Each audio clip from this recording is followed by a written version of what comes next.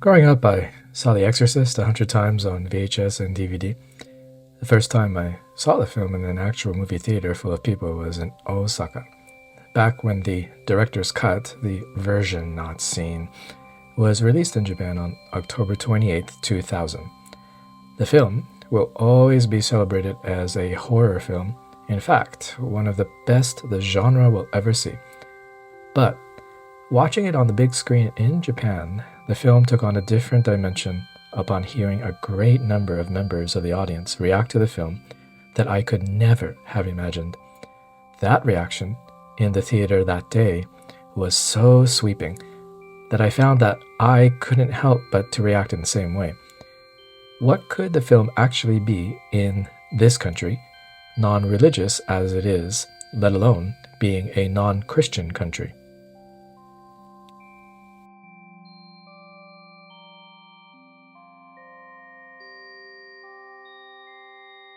The popularity of the film is as much revered in Japan as any other country that is home to the legion of fans that hold the film in such high esteem. The reaction of the audience in Osaka changed the film for me. The Japanese perspective of The Exorcist is just my guess, being no expert as I am, but still with some level of expertise, having studied and lived in Japan for years. But I'd like to offer that The Exorcist is more than a horror movie. And it may actually not even be a horror movie at the core of its story. If The Exorcist is not just a horror film, then what other genre could it be? At the core of The Exorcist is a family drama, but the kind of family that was growing in number at the time of the film's release. Instead of the traditional nuclear family that became the norm in a post-World War II US, the post-Vietnam War US divorced parents' family was becoming more recognized and normal. Japan at the time was going through a cultural change in the family system from its traditional ie system to the Western nuclear family system. What is the ie system? The traditional family structure in Japan was known as the ie system. The ie system is a term that refers to the traditional Japanese family structure, which was based on a patriarchal and patrilineal household that consisted of grandparents, their son, his wife, and their children. The ie system was also the basic unit of Japanese law until the end of World War II, meaning that most civil and criminal matters were considered to involve families rather than individuals. The ie system was influenced by Confucian principles that emphasized family values, social harmony, and filial piety. The eldest son inherited the household property and the responsibility of taking care of his parents as they aged. He also inherited the family name, occupation, and social status. The grandparents played an important role in the family as the head of the household, the authority figure, and the source of lineage and history. The dead ancestors were also revered and commemorated through Buddhist rites. The ie system was formally abolished with the 1947 revision of Japanese family law under the influence of the Allied occupation authorities, and Japanese society began a transition to a more Americanized nuclear family system. However, some aspects of the ie system still persist in contemporary Japan, such as the family registration system, koseki, which records any changes in family composition and identity. The koseki also requires a household to appoint one person as the head of the house, who is usually male. Other members of the house must change their surnames to that of the head. Japanese law also obligates married spouses to have the same surname. Moreover, some Japanese people still follow some of the cultural values and expectations of the ie system, such as duty, loyalty, sacrifice, respect, and harmony. It may be a stretch to say that The Exorcist is a unique take on the psychological impact of the changes and transformations of traditional family structures during the histories of post-World War II and US Vietnam War eras. But the way the film has endured for the past 50 years suggests that there could be something deeply inherent within it that is connecting with a legion of people, perhaps on a subconscious level. So, to go deeper into The Exorcist, let's take a look at two possible cultural and psychological terms, and the possibility that they could shed some light on the film: the Ajase complex and the invisible father.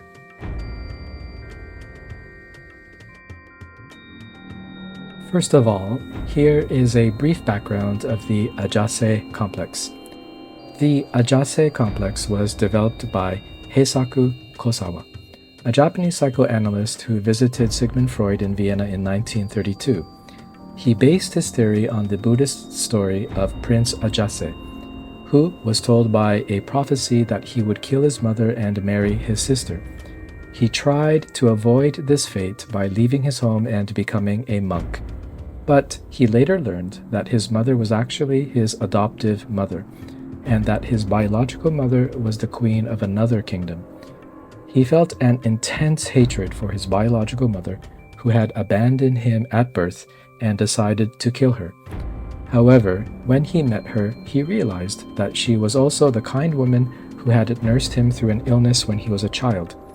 He felt remorse for his murderous intention and developed a sense of gratitude and compassion for her. He also reconciled with his adoptive mother and sister, who had followed him in his exile.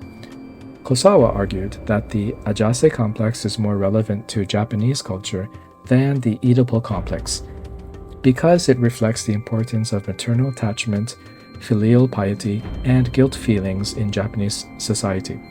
He also suggested that the Ajase complex is more conducive to psychological health than the Oedipal complex, because it allows the child to accept his or her ambivalence towards the mother and to develop a basic trust in the world and other people.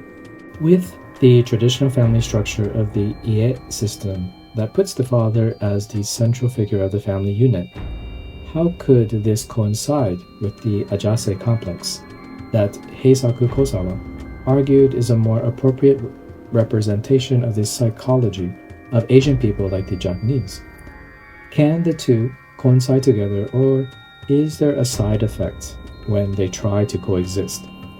Is there another phenomenon that bridges the two together, or is this bridge actually a consequence of when a deeply rooted psychological condition is asked to be put into a rigid social system like the Ie or nuclear family systems? To help explore this, let's now take a look at a brief background of another psychological term known as the invisible father. The invisible father is a term that refers to a father who is physically or emotionally absent from his child's life, either by choice or by circumstance. This can have various effects on the child's well-being, development, and identity formation. The invisible father can create a sense of loss, longing, and curiosity in the child, who may try to fill the gap by seeking alternative father figures, such as stepfathers, grandfathers, uncles, teachers, or mentors. These surrogate fathers can provide positive or negative influences on the child's life, depending on their quality of relationship and parenting style. The invisible father can have different impacts on the child depending on various factors, such as the age and gender of the child, the frequency and quality of contact with the father, the economic contribution of the father to the child's life, the relationship between the father and the mother, the presence of siblings or other family members, and the social, cultural context of the family. The psychology of the invisible father in terms of Japan is a topic that has not been extensively researched or discussed. However, let's have a look at some general information that could present some relevancy. Japan is a country that has a strong cultural emphasis on family values, social harmony, and filial piety. The father is traditionally seen as the head of the household, the breadwinner, and the authority figure, while the mother is expected to take care of the domestic affairs and the children's education. The father's role and presence in the family is often considered crucial for the child's development, especially for boys who are expected to inherit the father's name, occupation, and social status. However, Japan is also a country that has undergone rapid social and economic changes in the past decades, which have challenged and transformed the conventional norms and expectations of fatherhood. Some of the factors that have contributed to this change include the decline of lifetime employment and the rise of irregular work, the increase of dual income households and working mothers, the emergence of new family forms such as single parent families, blended families, and childless couples, the aging population and the low birth rate, and the influence of globalization and individualization. The impact of these changes on the children of invisible fathers in Japan is not well understood or documented, as there is a lack of empirical studies and public discourse on this issue. However, some possible effects that have been suggested or observed by researchers and practitioners include emotional distress, behavioral problems, academic difficulties, social isolation, identity confusion, attachment issues, intergenerational transmission of trauma or abandonment, and resilience or adaptation.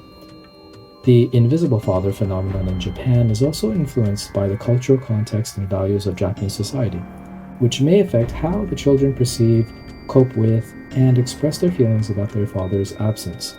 For example, some children may feel ashamed or stigmatized by their father's absence and may hide or deny their feelings to avoid bringing shame or trouble to their family or themselves. Some children may internalize the cultural values of duty, loyalty, and sacrifice, and may try to compensate for their father's absence by working hard or taking care of their family members. Some children may seek alternative sources of support or guidance from their extended family friends, teachers, mentors, or role models. Japan has had a long history of children growing up with an absent father for either long stretches of time or for not at all. From as early as feudal Japan, when retainers of the shogunate were expected to spend much of their time traveling across the country on official duty, to modern times, where companies regularly transfer their employees, which are largely made up of men, to work in cities far away from their families, or even the long hours of work that many fathers have to fulfill that leave them little time to spend with their children and families. The ability of a phenomenon such as the invisible father to impact a society such as Japan's is apparent. In such a climate, then, could The Exorcist in a way express a deeply laden fantasy for many Japanese people, at least those yours truly had been in attendance with at the theater in Osaka, where the director's cut of The Exorcist played back when it was released in October 2000? And is that fantasy to have a father figure at home to look after them as a symbol of unconditional love and protection, not just from the outside world, but also from the forces within that are tormenting their sense of self and their lives? Also, is the Ajase complex and its illustration of the Asian mind that, according to Heisaku Kosawa, focuses on the guilt over one's ambivalence toward the mother and the love-hate relationship with the mother, resonant in the story of Father Karras? So much so that the audience, a full theater in Osaka, Japan at the beginning of the new millennium in October 2000, erupted in tears of sadness over the tragedy of the heroic act they witnessed on a cinema screen near the end of The Exorcist, when Father Karras makes the ultimate sacrifice by allowing the demon that possessed the girl Regan, whom he had just met, to possess himself, so that he could destroy himself together with the demon in order to save the girl and her mother from further harm by the demon. All the horror in The Exorcist happening inside the same house. And to a family that was different to the traditional family structures of countries like Japan and the US, yet growing in commonality, could be very telling of the psychology of many people at the time of its release. However, where one country, the US, saw its audience reacting with their stomachs, moved to vomit and faint, the other country, Japan, reacted with their hearts, moved to tears by an act that could be the definition of heroism and bravery by a man whose job title is father. It is a story that could be seen as a reflection of the deepest fears and desires of many people over the past 50 years, told in the metaphor of demonic possession versus traditional and spiritual faith. Where will The Exorcist be in the next 50 years? In any case, hopefully, at least in a cinema, where new fans of the film can witness its great cinematic achievements as a horror/drama/cultural phenomenon.